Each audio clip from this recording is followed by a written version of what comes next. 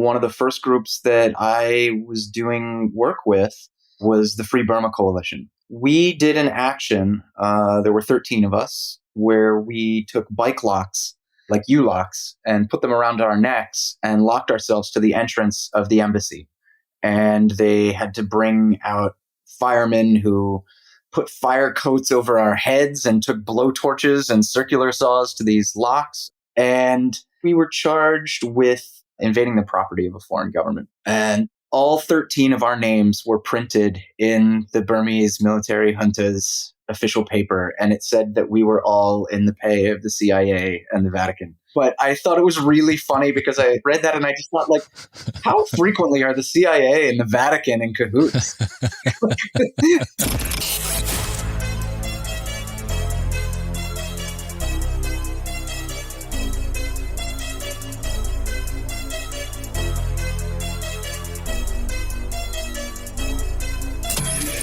This is the Maverick Show, where you'll meet today's most interesting location-independent entrepreneurs and world travelers, and learn the strategies and tactics they use to succeed. And now, here's your host, Matt Bowles. Hey everybody, it's Matt Bowles. Welcome to the Maverick Show. My guest today is Joshua Stevens. He is a writer, coffee obsessive, veteran of numerous social movements, direct action coordinator, and long-term world traveler.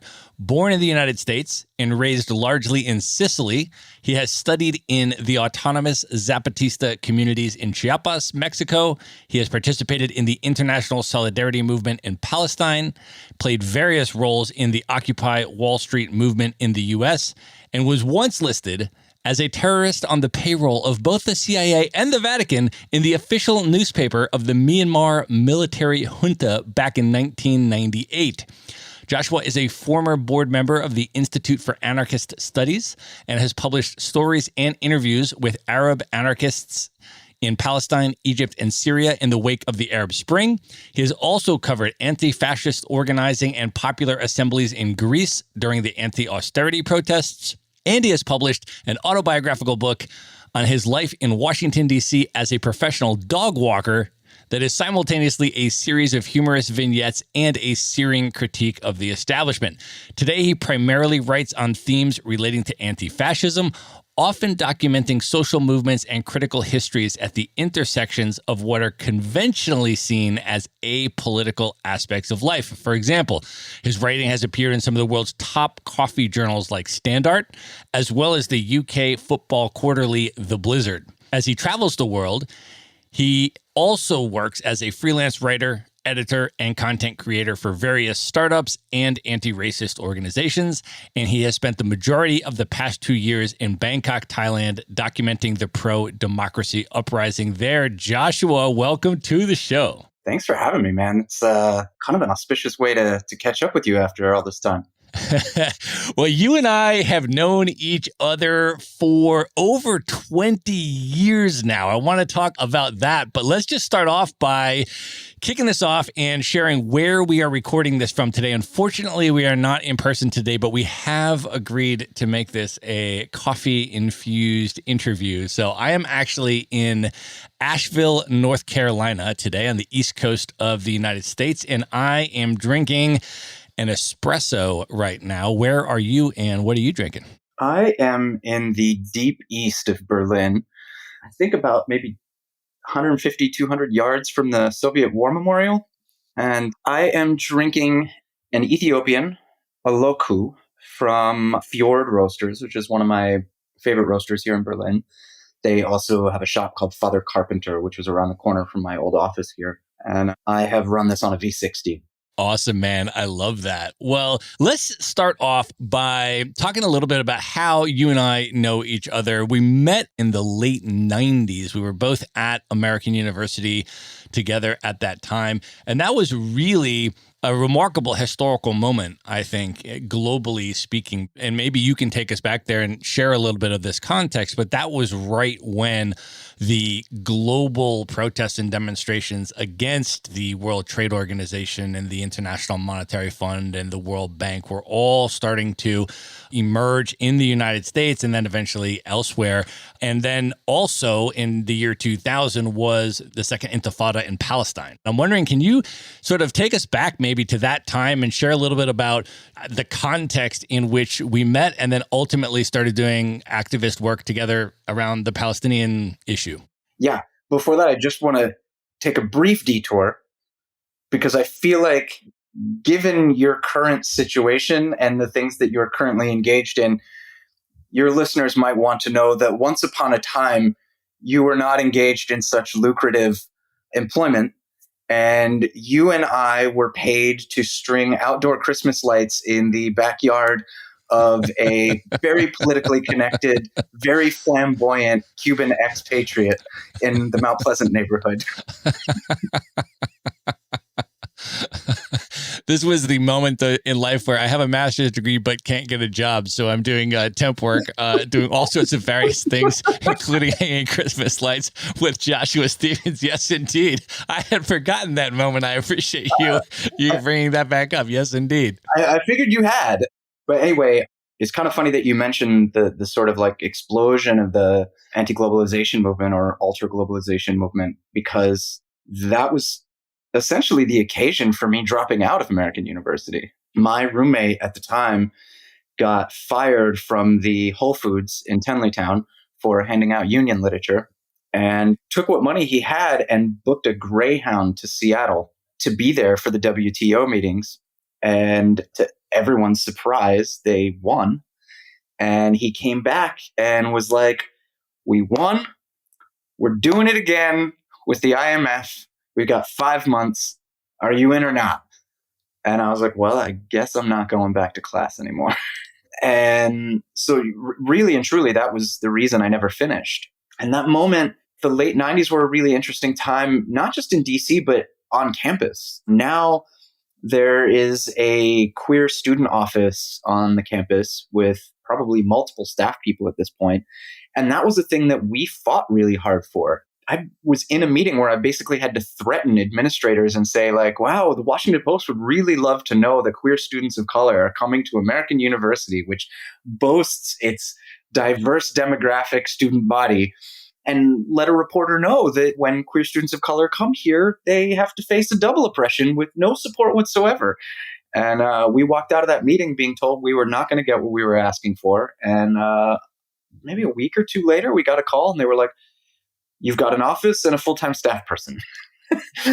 And so, there was a lot happening on that campus in no small part because of Joe Eldridge, who I think was probably something of a mentor to both of us, sort of liberation theology chaplain on campus with roots in, I think, Latin American Solidarity. I believe his wife was from Nicaragua, maybe. And yeah, it was just a really vibrant time to be a left-leaning student on that campus. Really fascinating people teaching there, encouraging students, building things. And then, of course, what became the National Conference on Organized Resistance, but was initially the National Conference on Civil Disobedience, began there and became probably the largest anti-authoritarian left gathering in the United States eventually. And students began coming to American University because of that, because they thought that the conference was somehow a representation of the university as a whole, which could not be further from the truth.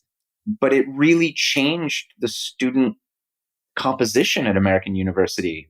And the 2000 protests against the IMF and World Bank, what we called A16, kind of created the anarchist community that exists in DC now. In 1997, I responded to a call for local anarchists to meet up, and there were 3 of us. And in 2000, I think a lot of people came into DC for the protests, and a lot of them never left. Can you also share this story, speaking of the late 90s, since we're back there now, about how you wound up in the official paper of the Burmese military junta in 1998? Because I've never heard this story. Yeah. So back then, one of the first groups that I was doing work with was the Free Burma Coalition. And we did an action, there were 13 of us, where we took bike locks, like U-locks, and put them around our necks and locked ourselves to the entrance of the embassy. And they had to bring out firemen who put fire coats over our heads and took blowtorches and circular saws to these locks. I think they actually broke the jaws of life trying to get us out, and we were forced to pay restitution for them. And initially, we were charged with interfering with the business of a foreign government, which was a felony, a federal felony. And that got dropped down to invading the property of a foreign government, which was a misdemeanor, but still a federal charge. And all 13 of our names were printed in the Burmese military junta's official paper. And it said that we were all in the pay of the CIA and the Vatican. And I know the CIA has a whole record of duping people into things that they were bankrolling. Nina Simone thankfully never found out that she was roped into something. So as far as I'm aware, I've never been on the CIA payroll. But I thought it was really funny because I read that and I just thought, like, how frequently are the CIA and the Vatican in cahoots? Like, what a fucking wacky combo to put in an official paper. Well, the other thing that was going on around that time in 2000 was the Second Palestinian Intifada. And by the end of 2001, I think, I had actually been to both the West Bank and the Gaza Strip twice each. I'd gone first in 99, and then I went again a year or two later.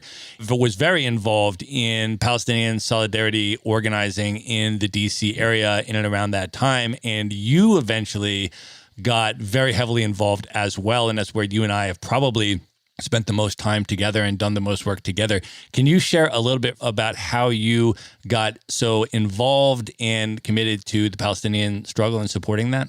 So, truthfully, when the Intifada kicked off in 2000, I was probably aware of it, but it was not an area of the world that I had much engagement with. It was not an issue that I was super steeped in. On principle, I knew where I came down in terms of closing ranks with the underdog and closing ranks with the colonized. But after 9/11, I really felt compelled to take the skills that I had, because at that point, I had been pretty rigorously trained in nonviolent direct action coordination, and put those skills in the service of the most vulnerable in that moment. And in the aftermath of 9/11, it was just very clear that Arabs and Muslims were at the top of the list. And I didn't really have any kind of roadmap to who to throw those skills in behind. And so I was just offering myself up to groups that were doing various anti-war work. You know, we did lots of critical mass bike rides blocking traffic to sort of oppose the invasion of Afghanistan and things like that. And then in 2002, I was really getting burnt out on working in exclusively anarchist projects, which were overwhelmingly white, very cliquish, lots of internecine drama. And a mutual friend of ours, Mark Lance, approached me and said, if you want to try something else, there's this Palestine Solidarity group that really wants to do direct action stuff, but nobody in the group really has any experience with that. And they're in practice and in orientation as much, if not more so, anti-authoritarian than anybody I've worked with. And I was like, yeah, sure, I'll come to a meeting. And I really think I attended one meeting and just listened to people talk and really was struck by how they spoke to each other. And I was just like, this is the healthiest organizing environment I've ever been in. I'm not going anywhere. This is it. Like, I have arrived at the top of the mountain and I'm staying. And that was really the beginning of it. From there, I got really, steeped in and familiar with the more granular elements of that struggle and the history there and things like that. But prior to that, it was just sort of like a general sort of orientation of like, yeah, I back the colonized. And it was really down to the fact that people were just really fucking good to each other in that group. Yeah, it was an amazing collection of people that came together, and the organization, which no longer exists was called SUSTAIN, which was an acronym that stood for Stop U.S. Tax-Funded Aid to Israel Now. And the idea was that as Americans who pay our taxes and live in this democracy where our representatives are supposed to be responsive to our demands, that if Israel was committing human rights abuses, then we wanted our military aid and our economic aid withheld until they complied with international law. And we were going to make that policy demand and use that as an educational framework for other Americans to understand why Israeli government human rights abuses were absolutely relevant to every single citizen of the United States that pays taxes, because the United States government is funding those human rights abuses and they are politically protecting and defending their ability to commit those human rights abuses in the United Nations and so forth.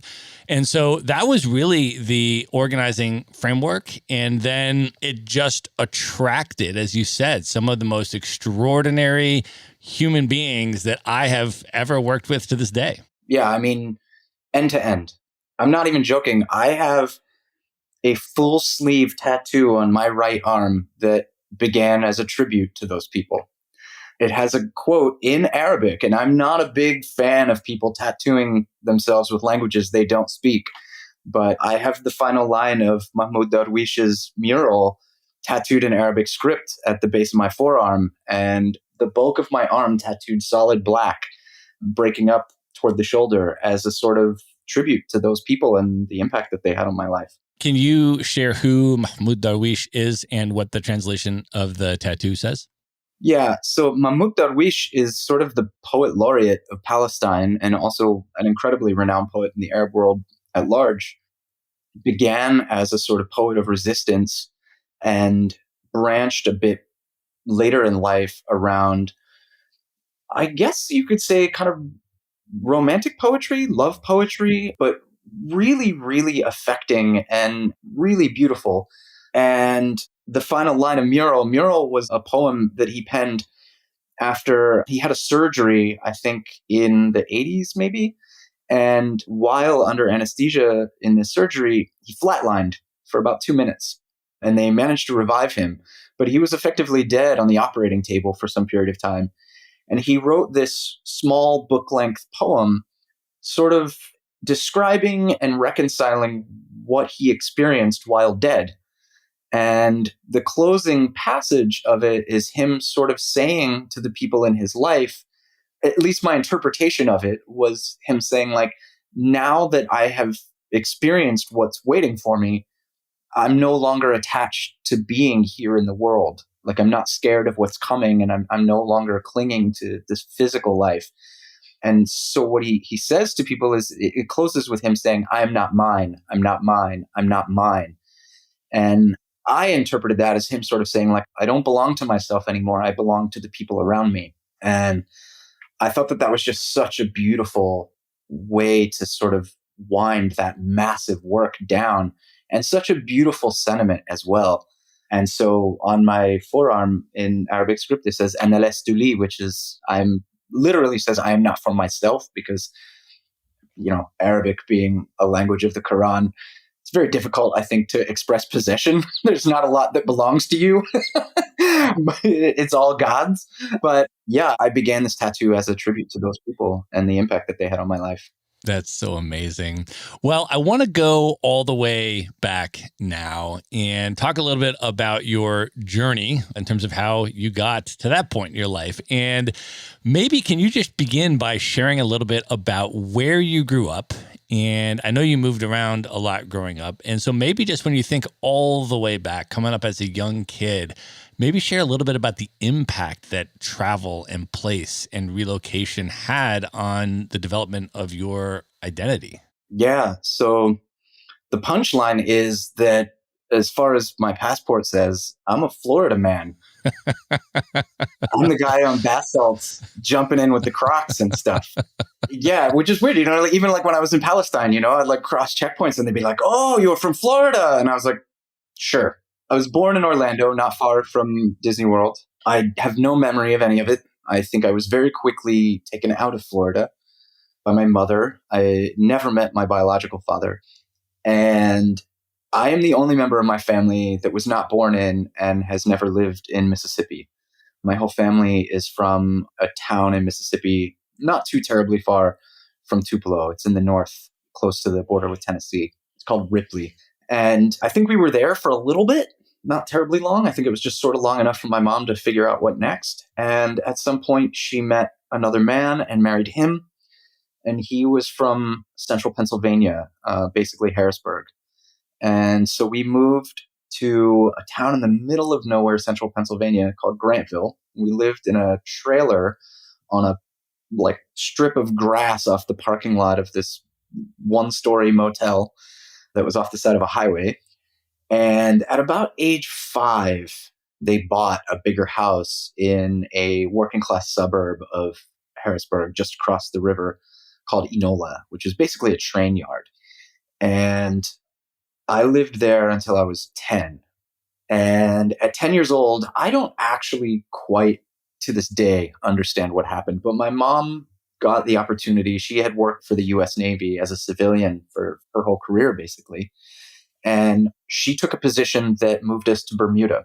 And we lived there for 2 years. And that was like a really kind of vertical change in circumstances for us. Like, I think her career kind of leapfrogged in some way, and our lives changed completely from that point. We had a very comfortable life in Bermuda, and 2 years later relocated to the east coast of Sicily, where there's a very strategically significant US naval air station. Virtually every air war that the US has fought anywhere in the vicinity of the Mediterranean, certainly in the Middle East and North Africa, when they were routing Gaddafi not too terribly long ago, the planes were taking off from the very base that I went to high school on. And that was where I spent my teenage years, was going to school with like Navy brats on this airbase and hitchhiking with Sicilians out on the side of Mount Etna, basically.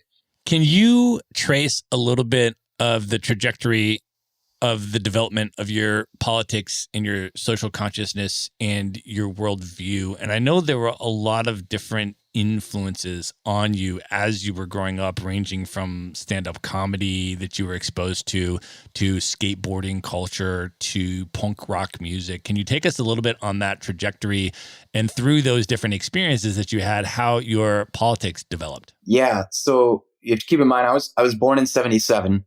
So by the time I started elementary school, that first really big wave of stand-up comedy was in full swing. By the time I moved to Bermuda, Eddie Murphy's Raw had been released.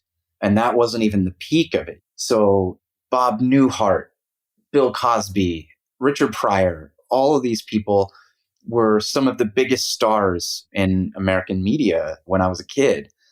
And that stuff was always around in my house. My stepdad was a really big fan of a lot of that stuff.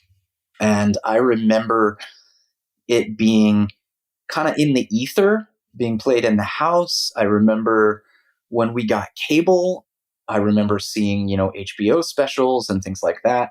And really and truly, I think it was first grade, for Christmas, my parents gave me music for the first time. And I got 2 albums. One was Def Leppard's Pyromania, which was really hitting right about then. And the other was Stephen Wright's stand-up album, I Have a Pony, which is like canon at this point. It was new then, but it's canon now. And I memorized both of them. And stand-up comedy was just as much a part of my life as music, as television. And at a certain point, I encountered George Carlin.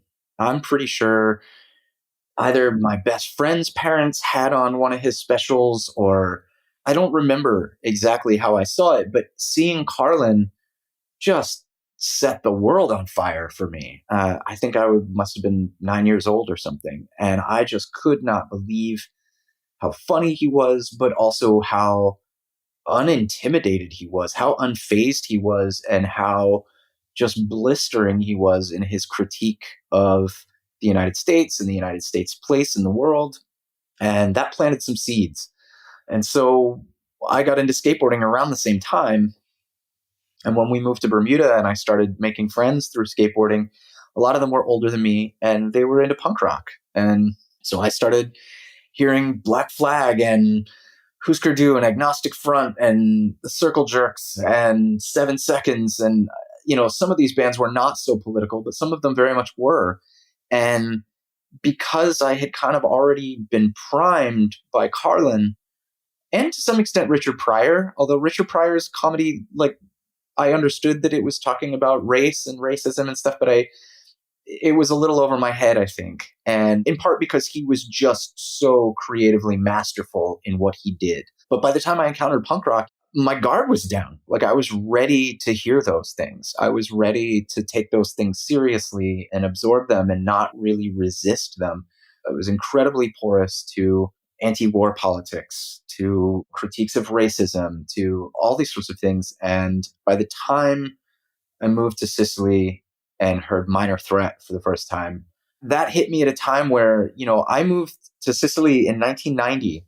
And in 1991, the Gulf War started. And the planes that were running sorties over Baghdad were taking off a football field's distance from my mom's office. And I already knew that I was anti-war, even though I was like 12 turning 13. I was 13 when the Gulf War started. I knew how I felt about war. I knew I didn't trust the US government. And I was really eager to set myself apart from the sort of fascist microcosm that is the US military community. And hearing Minor Threat and learning about straight edge was just this way of like me drawing a line in the sand and saying, like, I am not like any of you. These things that you are all obsessed with and care about, I am not like any of you. And not only am I going to do it in my speech, I'm going to do it in my body. I'm going to make this refusal manifest in my body in terms of the things that I do, in terms of the things that I put in my body. And yeah, I just could not have been sort of more well calibrated to receive that at that time.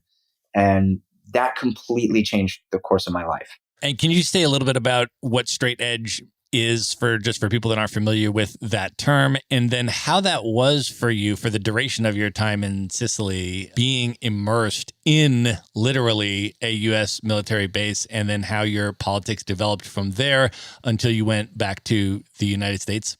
Yeah. So straight edge is this sort of sub culture of punk that sort of rejects intoxication and intoxication culture as a sort of form of conformity and as sort of antithetical to meaningful resistance to the status quo. And it's not new. I think there's a lot of sort of haughty self-righteousness that comes out of that scene and that history, when in reality, the American Indian movement was a sober movement. The Panthers were really serious about that. I mean, Spanish anarchists from the 1930s in Andalusia were rejecting alcohol and gambling and all of this stuff. And, certainly the Zapatistas to this day are still dry communities and have a particularly feminist critique of drinking culture, which can be dodgy, right? Because that was the temperance movement as well, which is, not something that I think we would want to valorize. But I think that the Zapatista example is a really instructive one. And so any number of communities that have been engaged in resistance and have been victimized by addiction and substance abuse and the proliferation of those things have set their sights on that and sort of taken it out of the equation as a way of fortifying the forms of resistance that they engaged in. So straight edge was not by any means new, but that was where I encountered that, was through punk and hardcore. And it really did transform my life in as much as, on one hand, it showed me that I could be really disciplined about something despite extraordinary pressure. The pressure as a teenager, particularly among a bunch of American kids isolated on the other side of the world who had literally nothing to do but get into trouble. The pressure to drink and get into drugs and things like that. I mean, kids I skateboarded with were huffing gas And I just remember thinking, like, did you not have a moment where you felt your dignity leave your body when you put your mouth around the nozzle of a gas canister? It struck me as profoundly absurd and embarrassing when they recounted this evening that they had spent huffing gas. And on the other hand, it also taught me how little I need in order to be content. Like how easy it is to do without things and still be content and still have a rich and fulfilling life. So I began taking responsibility for my own development politically in that space. And, surrounded by teachers who were in this Dodd school system in the US military, and then my mom's peer group, who I was often getting taken to dinner with and things like that. Everyone from Navy officers to contractors from Boeing and stuff who were pitching things to the Navy. I got to hear them shit talk so many things, from Marxism to Gandhi to whatever. And I figured out at a certain point that, being the only English speaking anti war person probably on the island of Sicily in 1991 was not an enviable position. I was getting threatened within an inch of my life daily. I got shoved down a flight of stairs one time. I got, all kinds of bullying and just really grueling sorts of interactions on the daily. And I figured out, and I don't quite know why this worked to this day, I learned that if I could exercise a superior command of information and argument, it was kind of a get out of getting my ass kicked free card. Oftentimes, people would back down or an adult would intervene. And so I just decided I was going to arm myself. And, I was 13. It wasn't like I had a roadmap for that, but I knew I didn't like the people who were sort of in positions of authority and the adults around me. And I knew what they disliked. And so I sort of took that as an indicator of what might be worth looking into. Because it was basically just like, well, if you guys hate this stuff, there's probably something to it. Like I probably stand to learn something from it. And so I started skipping class and skateboarding over to the public library, and I read the entire Eastern section of this massive religious encyclopedia set. I read feminist sociology. I read very, very sort of pedestrian accounts of socialism and Marxism and things like that. And then I also, off the base, began going to this place called Centro Sociale Auro. The Centro Sociale is a movement in Italy. It's called the Centro Sociale Autogestito, which means just the self-managed social center. And there's a network of these throughout Italy. In Rome, there's one that's literally a castle. They squatted a castle and turned it into like this collective living space and concert venue. And I think there's like a print shop and all kinds of stuff. It's on the outskirts. It's called Forte Prenestino. And I went to this Centro Sociale in Catania that I think was a former like nunnery or monastery or something. And I would go there to go to punk shows. But what I encountered there was that in the South in Italy, they were mostly run by like autonomous Marxists.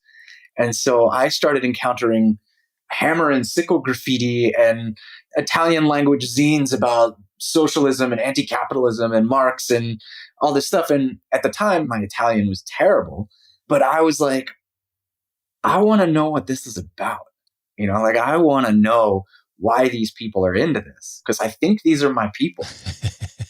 And between skipping class and skateboarding over to the library and at night hitchhiking down the mountain into the city and going to the Centro Sociale to go see punk bands and stuff, I sort of came to a place of confidence about like, yeah, you're not going to bully me into falling in line with this idiot dogma and ideology that animates this whole community. I have plenty of things to fall back on to feel good about and confident in my understanding of the world and my positions. And I don't think I would have been able to arrive at that if I hadn't encountered straight edge at such a young age.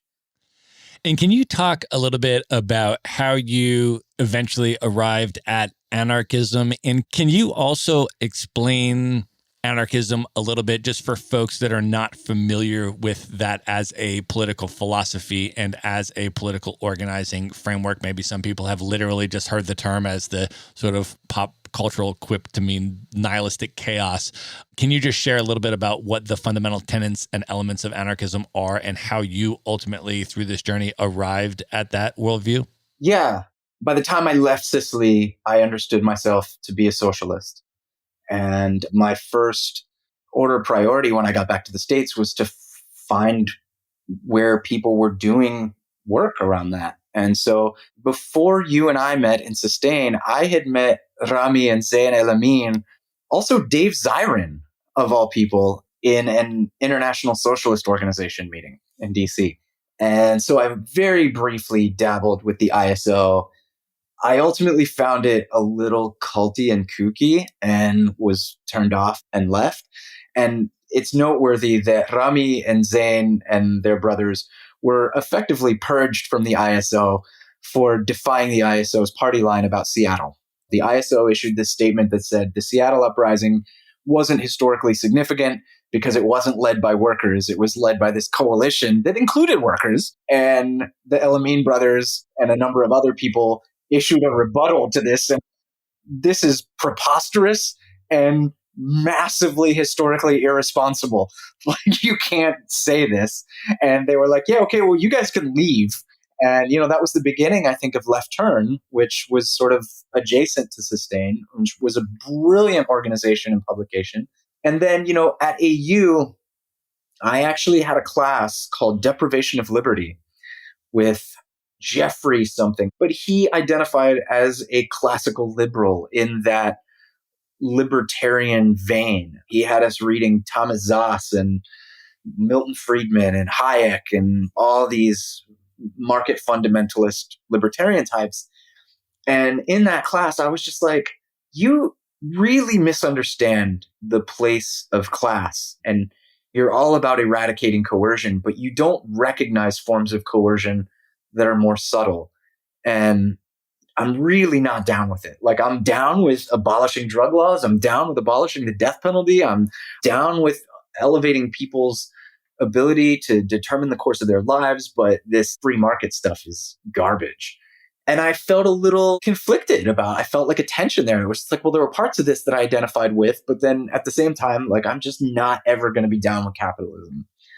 And the summer of 97, which was probably after my first semester at AU, because I started in the winter semester or the spring semester, I guess, I read, and I think it was just like a pamphlet from like Kropotkin or something. Yeah, it was Kropotkin's Anarchism and Anarcho-Communism. And it just broke everything open because it reconciled that tension.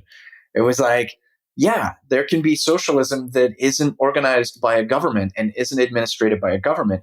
Socialism that's organized from the bottom up and is organized directly, democratically by workers' organizations, by community organizations. And I was like, I am home. Like, this is it. Like, this is exactly what I'm about. And I dove headlong into that. And what I eventually learned, and what I think is probably the most sophisticated way to explain anarchism, it's not about bringing about some state of affairs or set of conditions through some cataclysmic turn. It's like Chomsky describes it as a sort of tendency or an orientation that seeks to transform relationships of domination into relationships of cooperation and democratic collaboration and equality. And what I learned from Murray Bookchin was, Marxism's primary object of analysis is exploitation. That's what Marx is about, right? He's about identifying where exploitation is taking place and just ripping it out at the roots. The problem, and this was the problem with historical Marxist movements really, is that not all forms of domination involve exploitation. Heteronormative domination of queer people doesn't always involve exploitation. Domination of religious minorities does not always involve exploitation. And so our object of analysis has to be something broader. And for anarchism, the object of analysis is domination. In its classical iterations, it was always about the state and capitalism. Those were the things that needed to be abolished, right? Like, the classical era, turn of the 20th century, anarchism was about abolishing the state and capitalism. And then, other things came in. There were women's movements and things like that. But by and large, those were the pillars. And I think now we can take that same mode of analysis and apply it to any relationship of domination. It could be about men and women. It could be about race. It could be about colonialism. It could be about disability. It could be about indigeneity. It could be about any number of things. But if you understand that this is the sort of tool, is how do I identify where domination is taking place? And then what's my relationship with that? And how can that be best transformed? That's the anarchist project. Like, that's it. It's a practice more than it is a sort of like political ideology. One of the, I think, most inspiring movements of the 20th century, I would say, that has embodied a lot of these tenets that you're describing is the Zapatista movement in Chiapas, Mexico. Can you talk a little bit about, maybe just for folks that are not familiar with that, just give a little bit of context for that movement? And then I would love to hear about your experience spending time in the autonomous Zapatista communities in Chiapas. Yeah, I honestly, especially after spending time there and studying with them, I think that if you put a gun to my head and said, which do you identify with more, Zapatismo or anarchism, I'd probably come down on the side of Zapatismo, just because it is a much more robust, more sophisticated, more beautiful sort of expression of that vision. The Zapatistas are an indigenous movement born in the jungles and highlands of Chiapas, Mexico, which is like the state of Chiapas houses the poorest people on the North American continent. I mean, if you go outside of the cities in Chiapas, the modes of living that people have there are unlike anything that you would imagine in the Northern Hemisphere. It's really the sort of thing that you would think had most people anyway would think had gone by the wayside some time ago. And it's on the border of Guatemala. There are 350 different languages there. And this state is also highly exploited for everything from tourism to energy resources to, I think, water, and a number of other sort of industries have really treated Chiapas as just like a strip mine. And, one of the things that was kind of the final thread that these people were hanging by was that enshrined in the Mexican Constitution was the right to ejidos, which were collectively administered farms that could not be sold off to private entities or private investors or anything. They belonged to the community. They were a commons. And so, worst case scenario, people could still farm on ejidos and feed themselves. And when the North American Free Trade Agreement was negotiated, one of the things that the U.S. strong-armed the Mexican government into doing was removing that article from the Mexican Constitution. And indigenous people in southern Mexico rightly saw this as a death sentence and began organizing and preparing for this. And so when NAFTA took effect on January 1st, 1994, they declared war on the Mexican state and rose up. And, to say that they declared war is technically accurate, but most of them didn't have guns. And there were actually only about 11 days of armed conflict. Many of them went and seized military bases holding sticks, just so that if they were like spotted in night vision stuff, they would look like they had guns. And the ideas that animated this movement and continue to animate this movement, I don't want to talk about it as past tense, they're still very much present. The origin was that there had been a sort of Che Guevara-inspired cadre that went from Mexico City into the jungle and said like, hey, we want to foment an indigenous revolution and let us talk to you about Marxism and whatever. And the indigenous were like, yo, we're down, but the ideas are going to come from us. Like, this stuff you guys are talking about is crazy. And we'll take what we want from it, but you guys are nuts and you're not going to be in charge of this.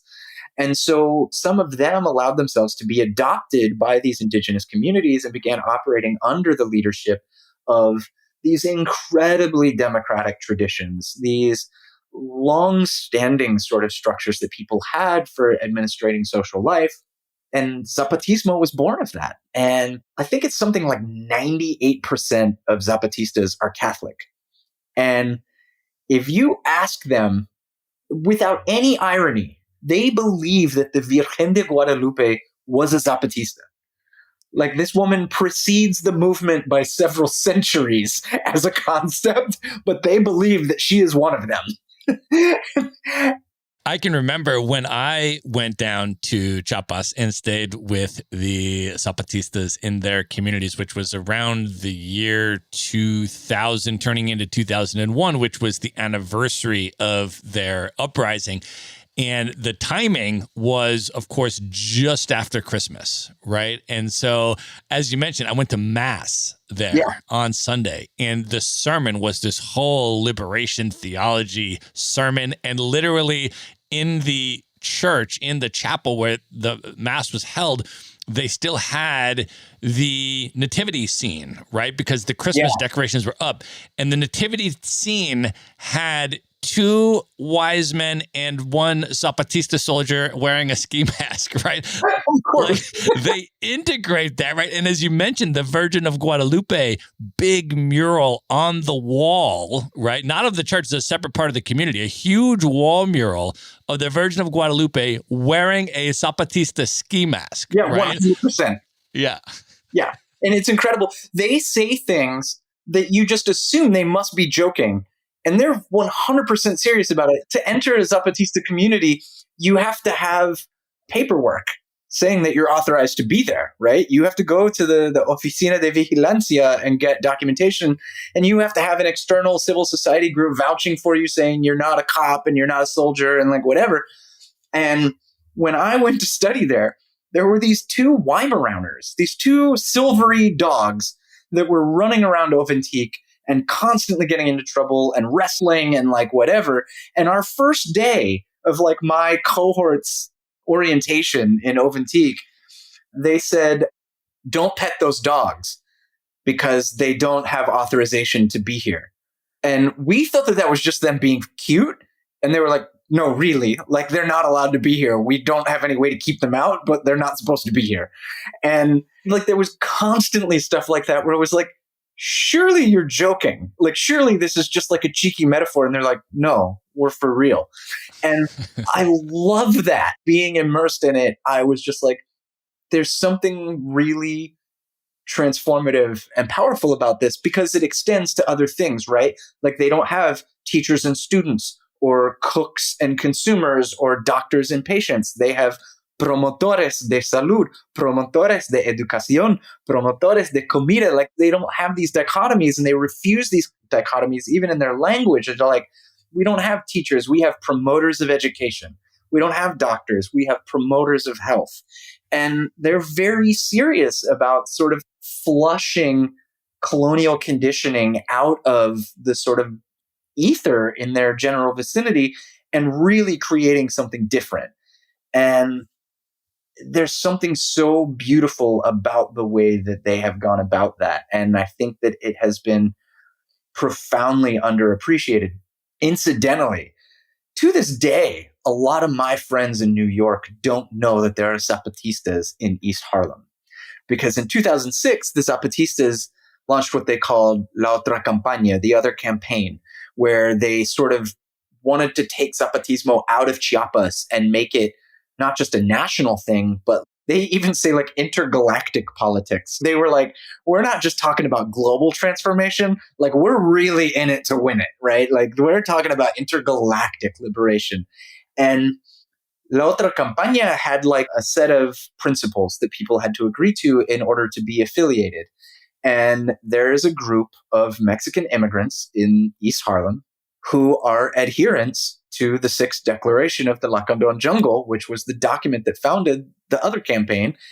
And they call themselves Movement for Justice in El Barrio. Left Turn did a really great piece about them back in the day. What's not appreciated about them, especially in a city like New York, where people are hyper conscious of housing and speculation and all of these things, this group in East Harlem put a British holding firm into bankruptcy. A British holding firm clearly leveraged out its ass, bought like 27 buildings in East Harlem and proceeded to try and push tenants out so that they could flip them.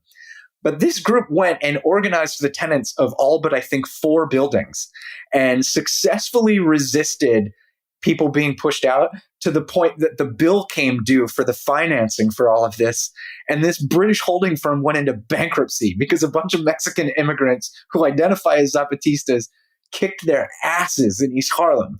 And like, how beautiful. And also just like, all these housing organizers in Brooklyn and Queens and stuff, just like, y'all need to go like start taking classes in East Harlem. Like, what are you doing? Like, these guys are in your backyard. There's proof of concept to the efficacy of how they approach struggle and how they approach prefigurative politics and a reconstructive vision. And being there and studying with them, they are very poetic and very cheeky. Like I went there doing Spanish immersion. I took 2 years of Spanish in Sicily in high school, but I basically lost most of it and converted it to Italian. So I went back to do immersion in that. And you do immersion by learning about Zapatismo in Spanish. And they do really clever, cheeky things, like the way that you learned that words in Spanish that end in ION are feminine is el problema es masculino, la solución es femenina, right? Like it's this kind of stuff, right? And that was really, really transformative for me.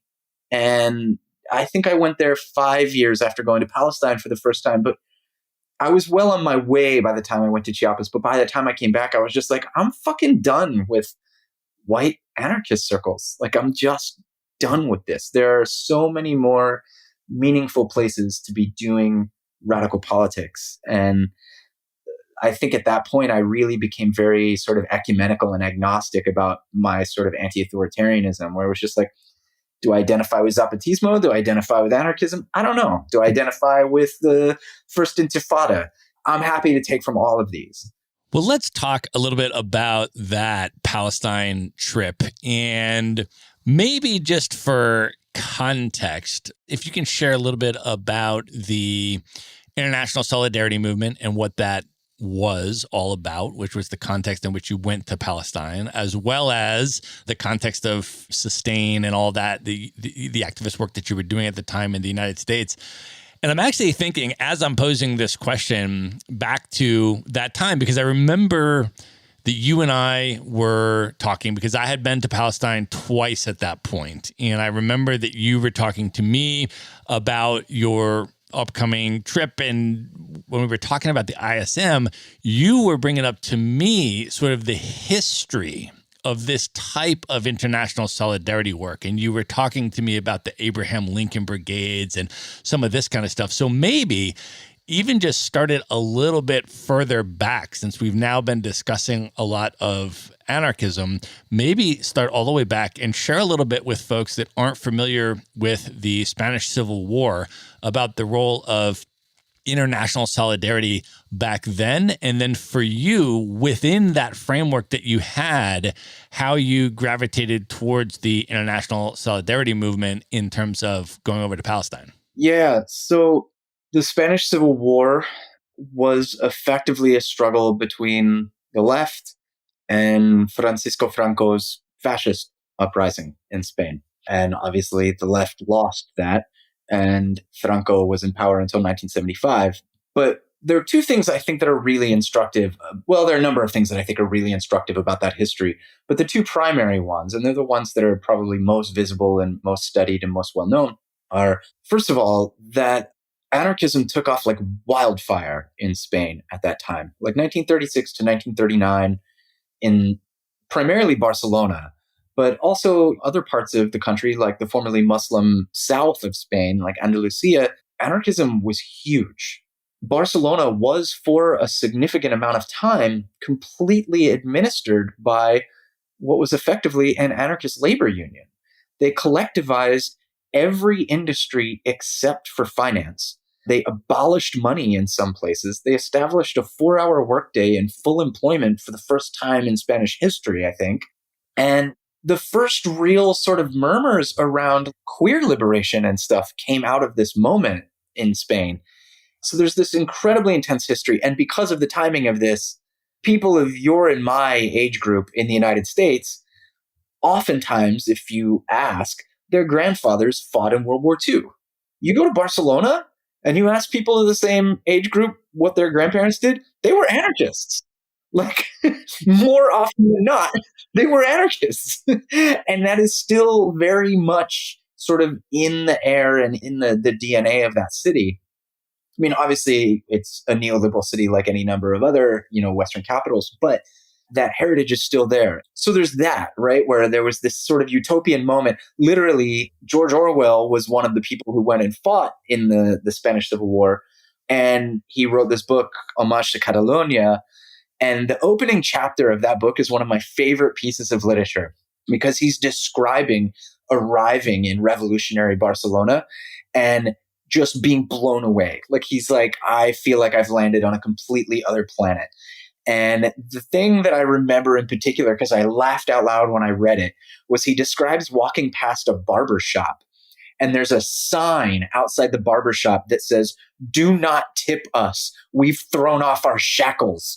And which is like, it's almost Zapatista-esque, right? Like, it's like so over the top. And this was profoundly transformative for people, especially outsiders who came in. And the international brigades were a really big deal, almost in the way that like a lot of people are going to Rojava now to fight with the YPG and the YPJ in this Kurdish anarchist experiment that is, heavily influenced by Murray Bookchin and social ecology and stuff. And by the way, that's very big here in Berlin. A lot of people are really, you see PKK and YPJ graffiti all over Berlin. They just had a memorial service for a guy. He had an Italian name. He might have been German though, who died fighting in Rojava. And the Kurdish population here is quite large. Before we go on with this, can you share a little bit more about that in terms of what's going on there right now, just for folks that are not familiar with that situation? Yeah. So for a time, the Kurdish independence movement, the Kurdish liberation movement in Turkey and, in Kurdistan, basically had a number of different, I guess you could say, vehicles of expression. And one of them was the PKK, which was a sort of Marxist-Leninist formation headed by this guy named Öcalan, who's now a political prisoner in Turkey. And at some point in prison, he was a voracious reader, and he read Murray Bookchin, who was an American anarchist, one of the last of the sort of like major anarchist thinkers until David Graeber arrived on the scene, I guess. And Bookchin's work was largely passed over in the United States and in Europe, I think, to some extent. And he was very bitter at the end of his life. I studied with him at his apartment because he was not able to leave the apartment twice. And he was a very, almost embarrassingly bitter man because he felt like he really had been denied his legacy. And he was sort of this ranting Danny DeVito sort of character who was very sadly bitter about this. But his work was read by Öcalan in prison, and Öcalan became very, very partial to the sort of reconstructive vision that Bookchin laid out in terms of how to organize communities democratically, what the priorities of that should be, how to move from anti-authoritarianism in particular things and expand that to the general, and the sort of strategy and the vision for that. And so Öcalan started taking that up. And I only heard about this at Murray Bookchin's memorial. And Murray Bookchin's sort of like disciples, I guess you could say, they were people who mentored me some in the early 2000s, like around the time that you and I were doing Palestine stuff. And they could be a bit sycophantic. And so at his memorial, somebody mentioned that the Kurdish liberation movement was really taking up his ideas. And I was just like, is that really true? And so like a few days later, I started doing a little Googling, and it turned out it very much was true. And fast forward to today, there is this Barcelona-esque experiment in Syria, Turkish borderland area, where this openly anti-authoritarian, self-organized, self-administered women's liberation, like all this stuff. And much in the same way that in the 30s, leftists from all over the world were flying to Spain and taking boats to Spain to fight Franco. You have probably the fiercest anti-ISIS fighters that there are anarchists in Kurdistan. And in fact, the US even provided aid to some of these groups, which is really fucking dodgy. But like the US military took them seriously enough to see them as basically a prong for defeating ISIS. And so there's something very analogous about that, right? Like that there are people from all over the world going to Rojava to fight what they think is Islamofascism in the form of ISIS, but also in the same way that, you know, there's this mythology about Spain where it was like, well, everybody was going to fight Franco, right? Like it was like this negation of fascism. And that was true. But what was just as true was that a lot of people were going there to fight for anarchism and to fight for socialism. And in the same way, you know, people are going to Rojava because they want to defeat ISIS and they want to defeat Erdogan and, you know, they want to help support Kurdish liberation. But they're also going there because they feel like there's been a little pinhole poked in the status quo and they want to expand that. And they want to fight on behalf of this vision of an anti-authoritarian, confederated, bottom-up society. And it's pretty fucking inspiring. I mean, we live in bleak times, and so you can't really fault people for kind of throwing up their hands and being like, fuck it, I'm going to go fight ISIS in the desert. But like, there's also something really beautiful about it, and the things that people have come back from there talking about and the ways that it has transformed them is pretty impressive. Can you now talk about the Palestinian-led international solidarity movement and going all the way back to the early 2000s, how you came upon that, how you connected with that, and ultimately the context for your trip to Palestine, which was your first trip? Yeah. So as I understood it, the ISM was a Palestinian-led effort to basically aid Palestinian self-organization in the vein of the First Intifada by bringing in people. I think the First Intifada is a really good starting point for that conversation, because the First Intifada was this very horizontal, self-organized, very dynamic, and primarily secular leftist sort of orientation in many cases. You know, Islamists had very little presence in the First Intifada. And it was incredibly successful precisely because of its contours and its inner workings. And Israel basically jailed or killed everybody. And when Israelis and Zionists talk about Hamas, and it's like their favorite talking point is like, oh, but Hamas. And it's like, well, Hamas was a marginal group in the First Intifada. They were barely on anyone's radar at that time. And if not but for the fact that you guys killed and jailed all of the secular leadership of that movement, there would never have been a vacuum for Hamas to sweep into. So it's on your hands. Like that this organization exists and thrives is on your hands. You created them. And I think that the vision of, you know, like Howeida and George and the people who launched the ISM was to bring in people who, if the Israeli military exacted violence on them, it would create an international and diplomatic crisis for them. And I think that that proved to be true in a lot of cases. You know, the death of Rachel Corrie, the death of Tom Hernstel, the people who came in were incredibly effective in providing just enough space for Palestinians to be able to begin creating dynamic and sustainable forms of resistance. You see it primarily in the villages in the countryside, I think, or at least, you know, in the last 10 years or so, in the areas where the wall was being constructed. And the ISM's vision was, let's bring people in from outside to accompany Palestinians in engaging in various forms of nonviolent resistance. And that's a beautiful vision and a really strategic one. And I imagine your experience was very similar, was that like what I think of most in terms of that encounter and that experience was the ways in which it clarified so much for me about what my orientation to politics was, and was so deeply transformative in terms of how I related to the struggles that I was part of back home. What were some of those experiences that you had? Can you kind of take us through the on the ground experience, what that was like, and then what were ultimately the reflections and lessons that you left with?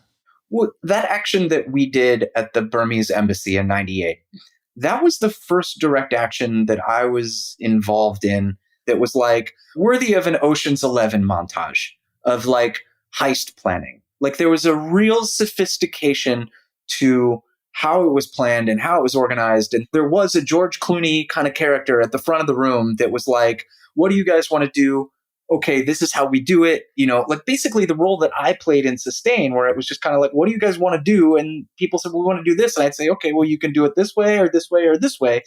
And in the meetings, which were in the basement of the AU chapel, because the space was provided by Joe Eldridge, this guy who I'd never seen or heard of before was a trainer from the Ruckus Society, which was an organization started by former Greenpeace action organizers to train people in direct action. And he was sort of this consulting engineer on our action. And he told us there are little things like if you're going to occupy an office, say you're going to storm into a shareholder meeting and disrupt it by occupying it. The one thing you don't do is you don't block the doors, because then when the cops come, you get charged with kidnapping, which is a whole other sport, right? And so like if you don't have people with the expertise to say like, these are the constraints, these are the things you have to think about, these are the things that are going to happen and the things that you plan for and the resources at your disposal and what have you, you're just kind of throwing spaghetti at the wall as organizers, right? And the thing I really remember that was really formative for me was, you know, we knew we were going to put these bike locks around our necks. And you buy a bike lock, like U-lock like that, it usually has 2 keys that come with it. And we're like, so what we're going to do is we're going to put these locks around our necks and lock ourselves to the entrance. And then we're going to have somebody with a pair of pliers on site who will crush these keys so that the police know that we can't just be unlocked, right? And I was like, great, sounds awesome. And he was like, and then there's going to be somebody on site who has the second set of keys. And I was like, why? We don't want to be let out. We want to fucking stay there. And he was just like, because what if they don't cut you out? Like, what if they don't arrest you? How do you get out? How do you end the action? And the thing he said after that has stayed with me since, which was, why aren't you prepared to win? Like, why are you not planning for a scenario in which you win? And in so many organizing environments that I've been part of, people have really not ever entertained that. And I think that's why Seattle took a lot of people by surprise as well. Like it left people really disoriented. They were just not prepared. They really just thought they were going to go out there and get their asses kicked. And it was just going to be this symbolic thing. And the same sort of thing went into what we were doing in the ISM, which was, you know, to be in the ISM, you have to go through 2 consecutive 12-hour days of training before you can go into the field. And some of that is cultural stuff and how to behave and whatnot in this society and how to defer to the leadership of Palestinians and all these other sorts of things. But a lot of it was just a more geographically and context-specific version of the training that I got from Ruckus. It was consensus process and affinity group organization and how to make decisions about what you're going to do in an action and all this sorts of stuff. And then probably the most meaningful distinction was, and here are the things that the Israeli military are going to use on you. And if a concussion grenade lands next to you, you should plug your ears, close your eyes, and open your mouth, because if you don't open your mouth, your eyes might blow out of your head. And serious shit. And the same sort of thing was present there, where it was really granular considerations about strategy and about what is and isn't on the table. And, you know, one of the things that stuck with me was they were sort of saying, if you become sexually or romantically involved with anyone while you are here, you will take yourself out of the movement immediately. because A, that's not what we're here to do. But B, if you are involved with someone and the shit hits the fan, or you find yourselves in a dangerous or escalated situation, you are much more prone to make bad decisions in that moment and make undisciplined decisions in that moment. And I just thought, how brilliant. They take themselves so seriously. They're like, look, people are humans. These things happen. But if it happens, it's not for here. Like you take yourself out. And I thought like that sort of discipline and that sort of seriousness about what they were doing was really instructive. And additionally, like the lack of controversy or ambiguity about what dealing with racial and ethnic power disparities and relationships looks like in that context. As an outsider to that movement, it's not my struggle. I don't get to decide what the terms of it are. I don't get to decide how it is executed or how it's done or whatever. And it was just so cut and dry and clear that like my orientation was one of solidarity. And that was it. I was there to do what was asked of me to do, provided it didn't massively conflict with my ethics or something. But I trusted the people that I worked with, and I didn't expect that they were going to ask me to do anything ethically compromising. And when I returned to the States, I really began to take stock of like, I'm a white guy who passes for straight, who passes for middle class, who by all measures is effectively in a relationship where I'm of the dominant in almost every case. You know, maybe the only is, you know, as a worker and having a boss. That's probably the only exception, right? And so what does it mean to be political? What does it mean to be engaged in struggle? And in that context, it's like, well, if I'm of the dominant in 99% of the relations in my life, then that means that my only relationship to politics is one of solidarity, which means that if it's not something I'm being asked to do, if it's not something that actually directly, meaningfully benefits people who are not of the dominant, it doesn't count as political. Like it's just masturbatory, right?